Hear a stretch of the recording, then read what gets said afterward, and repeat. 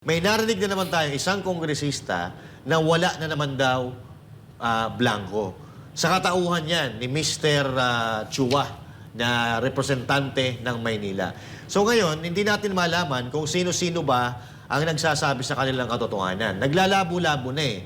Dito, sa mga behavior nila, mga kapatid, mga behavior nila, halatang-halata na meron talaga silang itinatago. Kasi kung wala silang itinatago at pare-parehas yung nakita nilang papel, eh magkakatugma-tugma sila ng mga sasabihin. Kaya lang ang problema, hindi sila nagkakatugma-tugma mga partner. So ibig sabihin dito, magkakaiba ang kanilang opinion at ako, balita ko, katulad ng kunwento ni Banat Bay, medyo nagkakaroon ng konting iringan dyan sa Kongreso. Na, di ba itong si Sandro Marcos, siya yung nagtanggal kay Saldico bilang APRO chairman at ipinalit niya ni Sandro Marcos itong si Stella Kimbo. So medyo nagkakaroon ata ng tampuhan at mga inggit-inggitan silusan. So nagkakaroon ng dalawang paksyon, Martin Romualdez saka Sandro Marcos. So ba nagsisimula na sila? O may dudugtong ba kayo doon mga partner? Oo, sa dyan sa kay Bicam issue na yan, no. Ang daming nagpatunay, ang daming sinungaling, no? Eh, isa na yan si Risa Ontiveros. Kunwari ako si Paduano, nag-explain ka. Ang hirap kasi sa inyo. Ito, acting. Ang hirap kasi sa inyo, ang hilig nyo makisawsaw, wala naman pala kayo alam.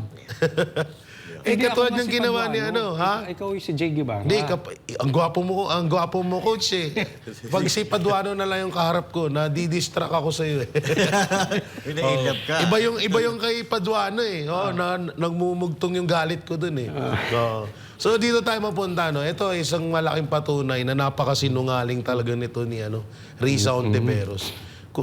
Kamakailan lang naglabas ng ng sinabi niya na wala daw siyang nakitang blanco kahit hindi daw siya pumirma. Akalain mo yun, hindi ka na nga pumirma, umepal ka pa. Diba? So dito natin na talagang napakasinungaling nitong senator na to. Idugtong na rin natin dito yung ginawa niya kay Pastor, no?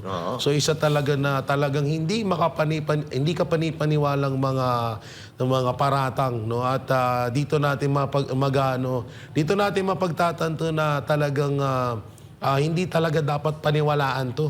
Puro lang talaga drama, puro lang talaga paninira ang laging nasa utak nitong senador na to, senadorang to, no? Kasi biruin mo yung ginawa nila kay Pastor, lahat naman yun, halos yung mga kaso doon, puro naman hanggang ngayon, wala nga silang hindi nga nila mapatunayan, hindi nila maiano sa kung totoo man yun, di ba? At lahat naman yun, gawa-gawa lang nila.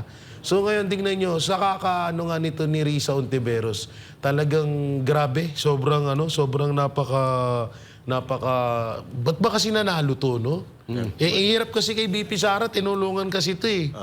Tinulungan kasi ng mga Duterte to, kaya nanalo to eh. Pero ngayon, talagang nasusupal-pal kayo dyan sa Bicam na yan, biruin nyo.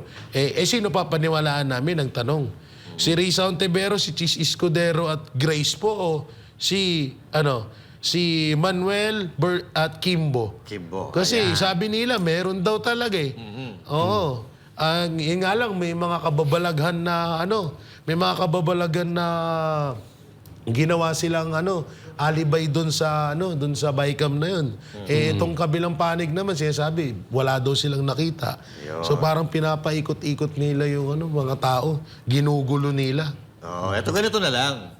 Tingnan natin kung sino mas magaling, si Kimbo o si Risa Ontiveros. Mas magaling saan? Linawin mo. Sa lahat ng bagay, bahala na sila kung saan sila magaling. Si Risa, asa magsinungaling. Siguro parang mas the best pa rin sa akin si Risa. Si Risa pa? Oo, kung sa magsinungaling, mas grabe si Risa. Ito. Paligsahan na lang kayo para malaman natin kung sino ang nagsasabi ng totoo. Si Risa Ontiveros o si Stella Kimbo. Pero partner, masingit ko lang. Ang ganda nung sinabi ni Jay. Ang ganda sinabi niya na basa na yung credibility ni dito, ni Risa. Isipin mo, parang pinagtanggol ni Kimbo si Pastor Kibuloy. Kasi nilabas niya yung kasinungalingan ni Risa. So kung nagsisinungaling si Risa, anong aasahan mo sa mga bintang ni Risa kay Pastor Kibuloy. Yan. O, di ba? Kahit nananahimik si Pastor, kaya alam mo, pagka ikaw ay nasa tama at ikaw ay pinagchichismisan, alam mo, panlaban sa chismis, relax ka lang. Yan. Relax ka lang kasi lalabas sa future. Ang Time will reveal yung katotohanan. Makikita nila yung nagpapakalat ng chismis, demonyita. yun. At dito, na-justify dito, yung kasinungalingan ni Risa Ontiveros.